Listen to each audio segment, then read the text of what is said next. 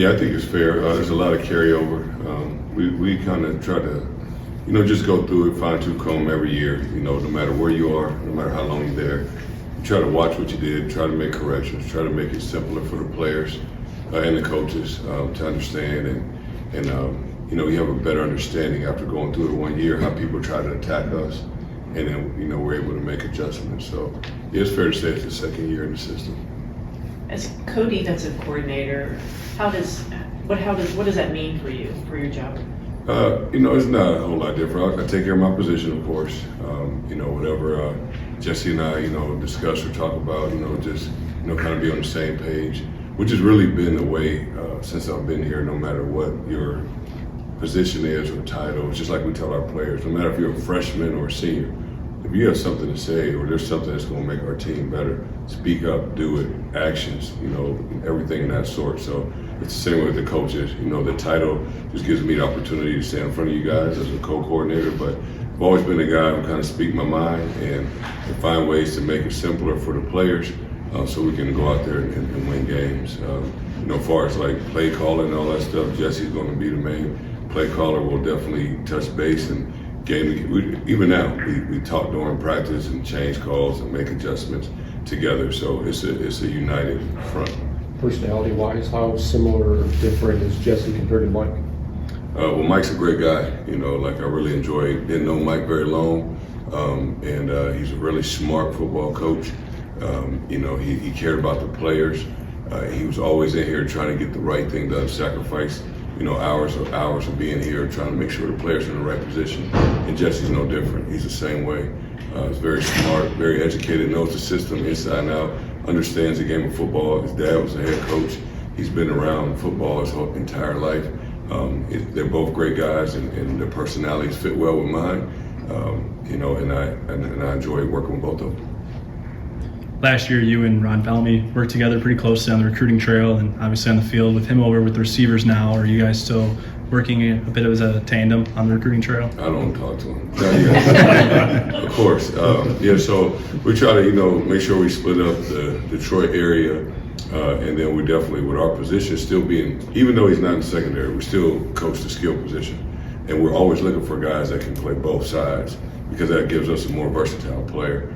I don't try to pigeonhole, hey, he's just a receiver, he's just a corner. If he can play both, example, Marion Walker, let's recruit him. Let's recruit him together, united front, let's get him here, and they'll help our team some way, somehow. But yeah, Ron and I work extremely close together. That's my brother. I'm always going to be side by side with him.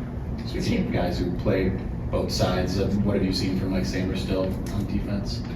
Mikey's a dog. I really like Mikey. So Mikey is very instinctual. The learning curve has been very minimal.